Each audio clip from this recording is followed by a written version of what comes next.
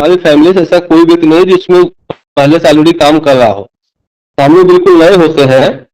हालांकि हमको मालूम होता है जॉब क्या है, बिजनेस क्या है, मजदूरी क्या है, दुकान क्या है, लेकिन डायरेक्ट सेलिंग के विषय हम लोग को जरा सा भी जानकारी नहीं होती है, क्या चीज है, कैसे इसमें काम किया जाता है।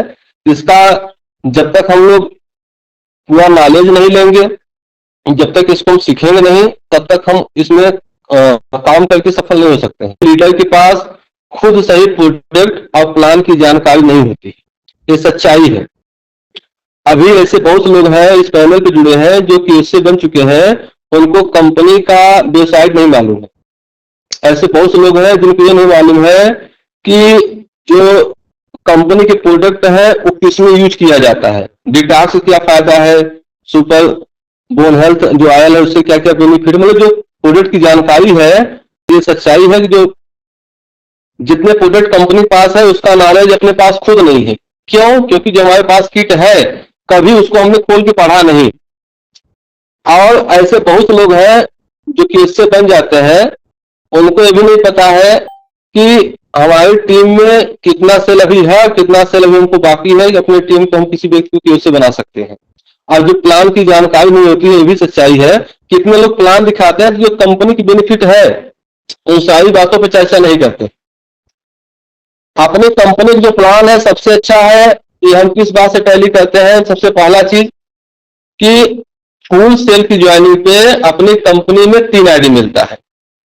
दूसरा बेनिफिट ये है कि अगर हम कंपनी में दोबारा सामान लेते हैं तो हमको डबल मिलता है। और तीसरा बेनिफिट ये है जो 10%, 20%, 30% रॉयल्टी है, इस पे भी हमको मतलब जो हमको एक हैंड भी चल रहा है तो भी हमको पैसे मिलते हैं। मतलब ऐसी बहुत सी जानकारी है जो और कंपनी से हमको अलग मतलब करती है, जो एकदम बेस्ट प्लान अपना है। तो जब तक हम पूरी जानकारी लेंगे नहीं तब तक हम सामने वाले बता नहीं पाएंगे, जब तक सारी बातें बताए नहीं तब तक सामने वाला संतुष्ट नहीं होगा। लगातार सीखने और खुद को अपडेट करने में रुचि नहीं लेते। कुछ लोग अभी भी अपनी टीम अगर हम देखते हैं तो जो लोग डायरेक्ट सेलिंग जब आए थे उस समय जो ट्रेनिंग कर रहे थे अभी भी वही ट्रेनिंग करते हैं। उस समय जो प्लान कर रहे थे अभी भी उसी तरीके से प्लान करते हैं। जब तक अपने आप को अपडेट नहीं करेंगे तब तक हम लोग अपनी स्पीड को बढ़ा नहीं सकते हैं। जैसे हम लोग पास मोबाइल है, मोबाइल में जो भी हम लोग ऐप यूज करते हैं उसको समय समय पे अपडेट करते हैं तभी वो अच्छा चलता है। अगर अपडेट नहीं करेंगे तो अच्छा नहीं चल पाएगा। उसी तरीके से हम लोगों को भी समय समय पे अपडेट होना पड़ेगा। अगर अपडेट नहीं होंगे तो फिर बहुत पीछे छूट जाएंगे। सिस्टम, प्रोसेस और इंडस्ट्री में बदलाव के अनजान रहते हैं।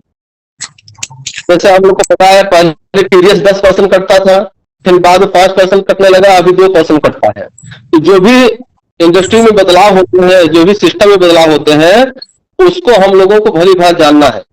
अगर नहीं जानेंगे तो हम बिजनेस में फेल होंगे। ये जो चीजें पढ़ रहे हैं वो पास होने का चीज नहीं पढ़ रहे हैं। जो लोग फेल होते हैं, किस वजह से फेल होते हैं, उसको हम बता रहे हैं। दूसरी चीज क्या है? कम्युनिकेशन में कमी। टीम के साथ स्पष्ट प्रभावशाली संवाद नहीं होता है। जैसे जूम मीटिंग होता है तो हम लोग अपनी टीम के पास फोन नहीं कर पाते हैं। और कितना लोग तो ग्रुप में देखते भी नहीं कि आज मीटिंग होगा कि नहीं होगा, जिसकी वजह से जो ज्ञान है जो जूम ऐप के माध्यम से मिलता है उससे हम वंचित हो जाते हैं।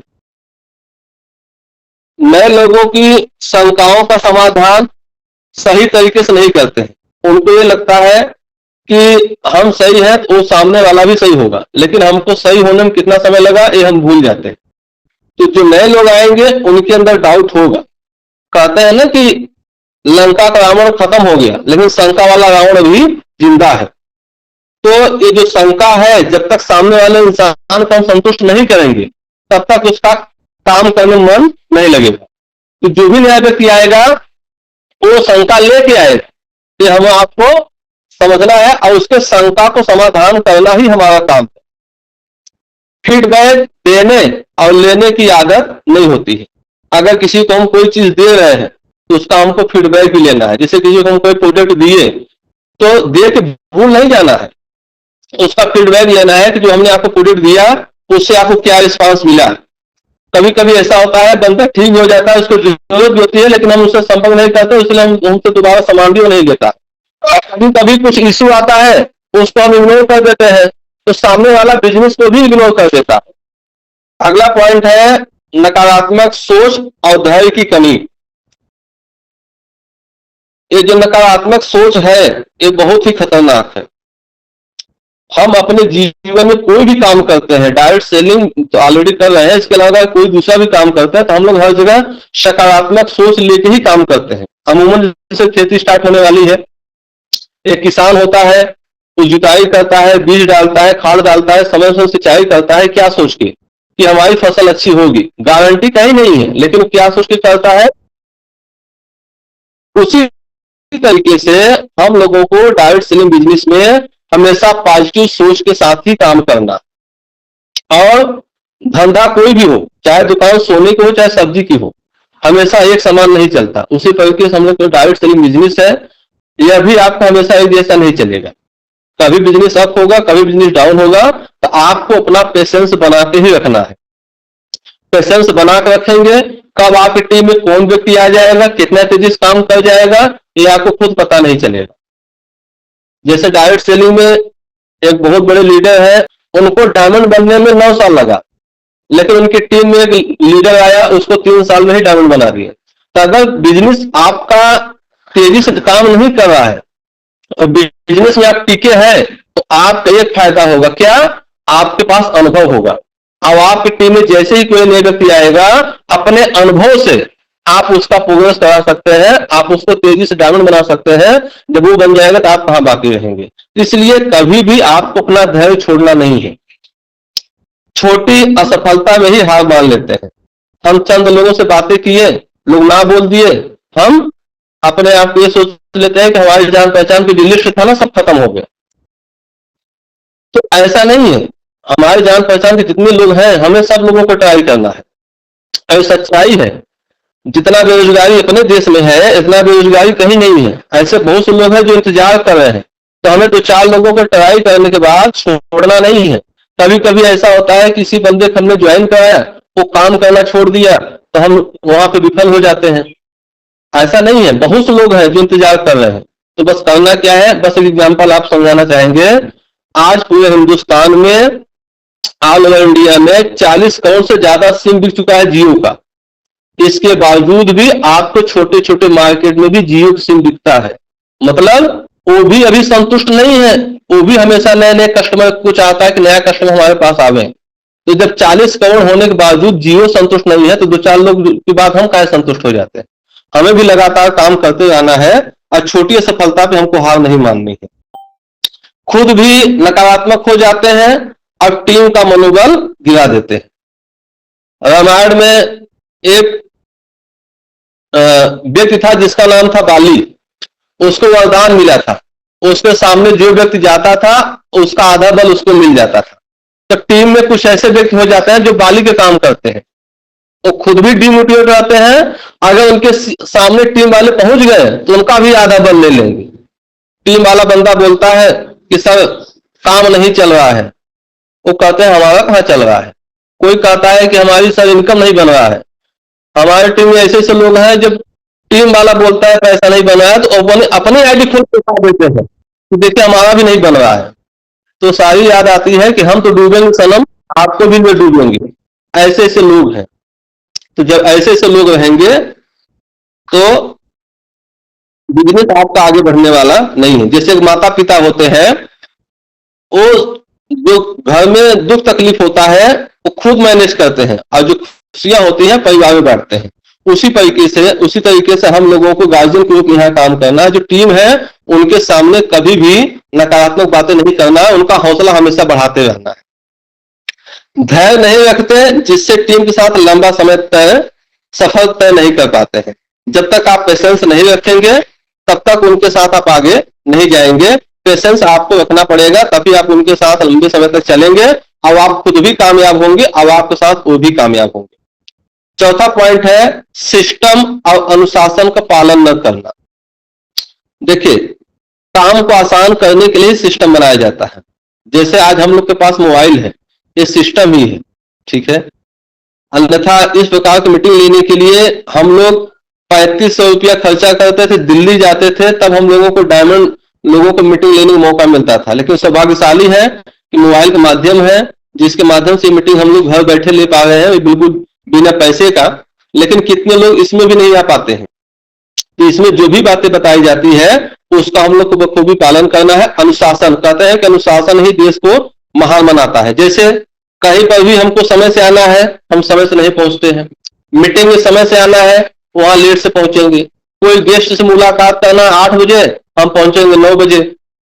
तो अगर अनुशासन में हम लोग नहीं रहेंगे, जैसे अभी देखिए सर के माध्यम से फॉर्म मिला है सबको भरने के लिए, अगर अनुशासन में हम लोग नहीं रहेंगे तो हमको सफलता मिलने वाला नहीं है। ये बात केवल यहाँ पे लागू नहीं होती है, ये बात आपके जीवन में हर जगह लागू होती है। अगर इस बिजनेस का काम करते हैं तो वहां का भी नियम आपको मानना पड़ेगा, तभी आप वहां पे पैसे कमा सकते हैं। अगर वहां पे आप अपने तरीके से काम करेंगे तो आपको वहां पर सफलता नहीं मिलेगी। इसमें बस हम एक लाइन बोलना चाहेंगे कि डायरेक्ट सेलिंग में अगर काम आप अपने मन से करेंगे तो स्टाम्प पेपर पर लिख लीजिए कि सफलता आपके मन से नहीं मिलेगी।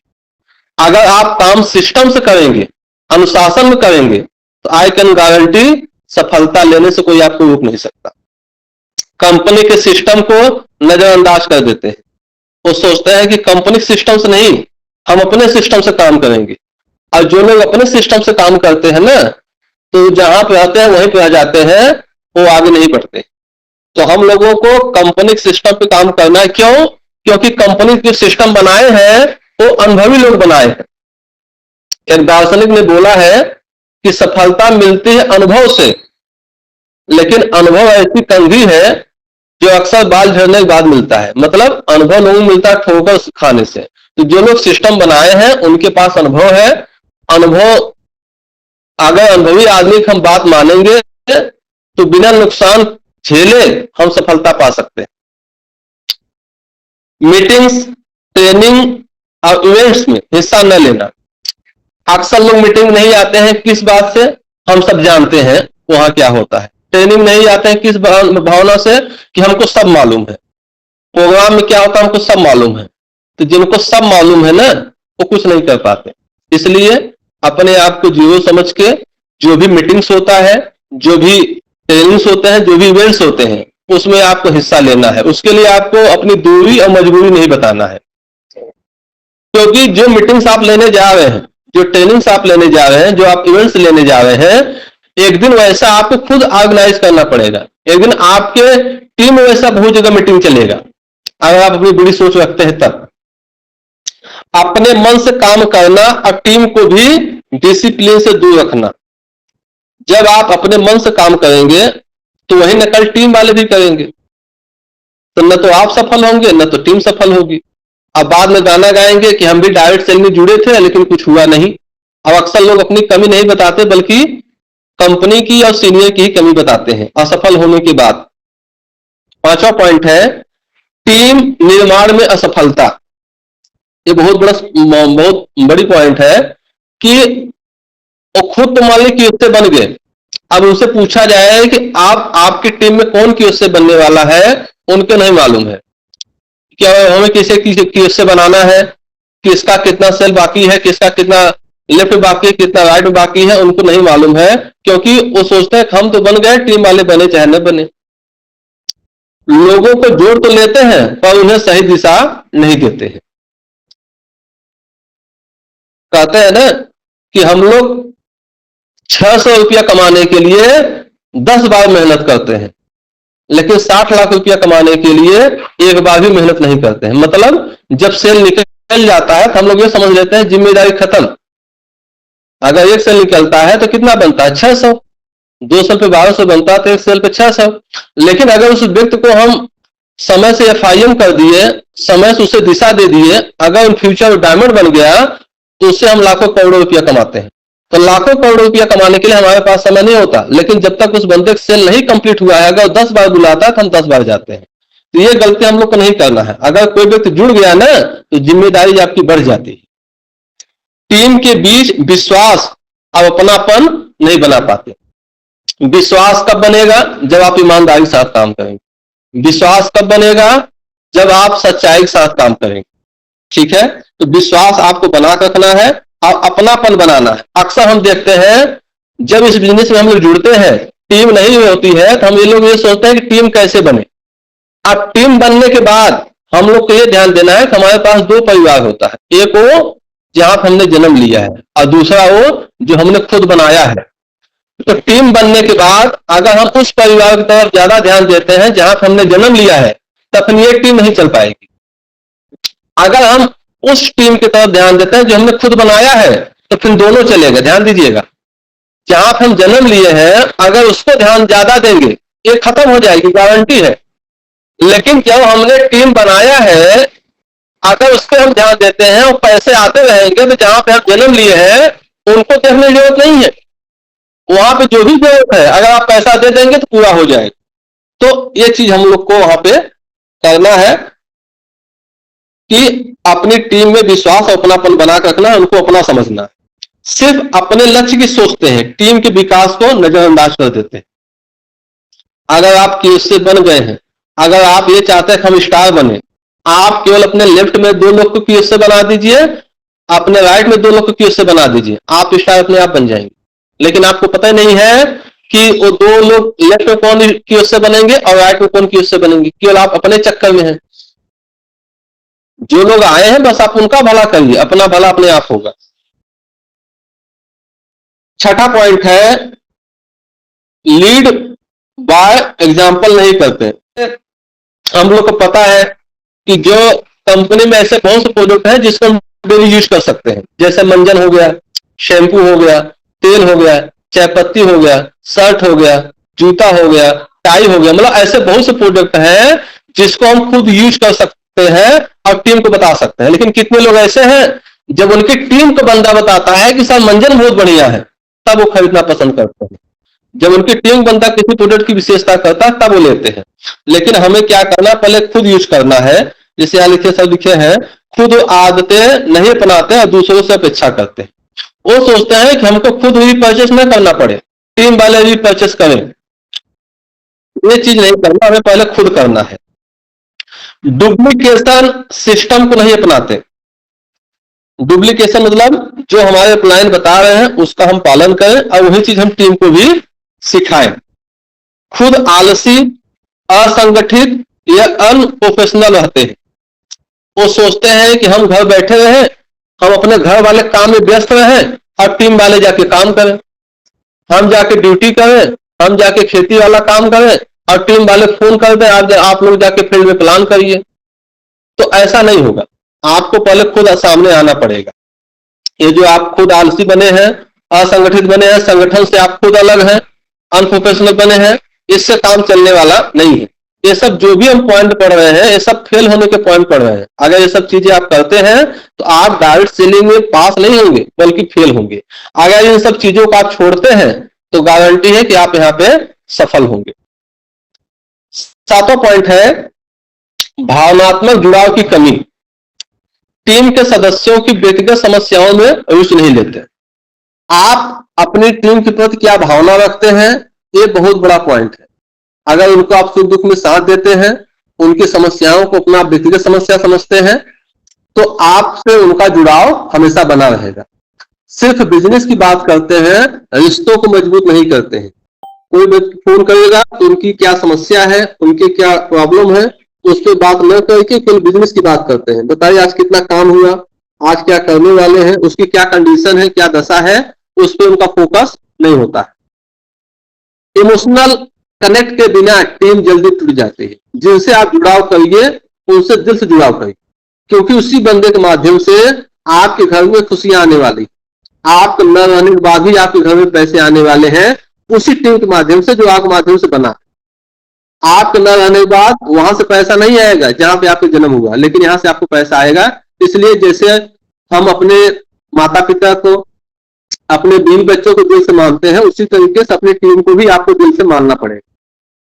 लक्ष्य और विजन का भाव, ये बहुत ही प्लस पॉइंट है। काम तो कर रहे हैं लेकिन हमारा लक्ष्य निर्धारित नहीं है कि हमको इस सप्ताह में कितना पैसा कमाना है, इस महीने में कितना सेल कंप्लीट करना है, हमको अपना लेवल कंप्लीट करना है, हमारा विजन क्या है। न तो अपना रहता है न तो टीम का रहता है। टीम को स्पष्ट लक्ष्य नहीं देते हैं कि आपको अपना किस लेवल इस डेट तक कंप्लीट करना है, आपको इस सप्ताह में 2000 की इनकम कम से कम बनानी है, आपको अगले 1 महीने में लैपटॉप लेना है, अगले 2 महीने में आपको बाइक या स्कूटी लेना है, न तो अपना विजन क्लियर है और न तो टीम का क्लियर है। लॉन्ग टर्म प्लानिंग नहीं करते। ये हम लोग का जो बिजनेस है वो लॉन्ग टर्म का है। जैसे कहते हैं ना कि अगर आपको रोज पैसा कमाना है तो मजदूरी कर लीजिए, महीने में पैसा कमाना है तो नौकरी कर लीजिए, लेकिन बिजनेस आपको आजीवन पैसा देता है। ये लॉन्ग टर्म का बिजनेस है, शॉर्ट टर्म का बिजनेस नहीं। बिना योजना के काम चलाते हैं और जिससे कंफ्यूजन होता है। जब बिना योजना का आप काम करेंगे तो दिमाग में आपको कंफ्यूजन होगा, आपको खुद डाउट होगा, आप खुद असमंजस रहेंगे। कई बार आपको मन खुद कहेगा कि बिजनेस को हम करें छोड़ दें। क्यों? क्योंकि दिमाग में कोई प्लानिंग है नहीं, कोई योजना है नहीं। जब बिना योजना काम करेंगे तो कहते हैं ना कि कहावत है, खाली दिमाग शैतान का घर, तो शैतान हावी हो जाता है और बिजनेस से आपको दूर कर देता है। तो इसलिए आप योजना बना के काम करें। शाम को सोते समय ही अगले दिन की योजना बना लीजिए कि हमको कल पूरा दिन भर कैसे यूज करना है। अगला पॉइंट है प्रेरणा और मोटिवेशन में कमी। खुद भी प्रेरित नहीं रहते हैं, जिससे टीम को भी ऊर्जा नहीं मिलती। जो अपने पास रहेगा वही तो आप देंगे। जब खुद आप मोटिवेट रहेंगे तो टीम को भी मोटिवेट करेंगे। केवल आलोचना करते हैं, सकारात्मक माहौल नहीं बनाते। तो आलोचना करने से उस आदमी से आपका रिश्ता खराब होता है जिसकी आप आलोचना करते हैं। तो कभी भी हमें अपने जीवन में किसी का भी आलोचना नहीं करना है। निष्कर्ष क्या है? डायरेक्ट सेलिंग में नेतृत्व तभी सफल होता है जब लीडर खुद उदाहरण बनता है। आपको खुद आगे आने हैं, सिस्टम का पालन करता है, टीम का साथ देता है और हर परिस्थिति में सकारात्मक रहता है। कंडीशन कोई भी हो, काम चल रहा है तो भी पॉजिटिव रहना है, काम स्लो है तो भी पॉजिटिव रहना है, हमेशा आपको सकारात्मक रहना है। जहां ये बातें कमजोर होती है वहां नेतृत्व फेल हो जाता है।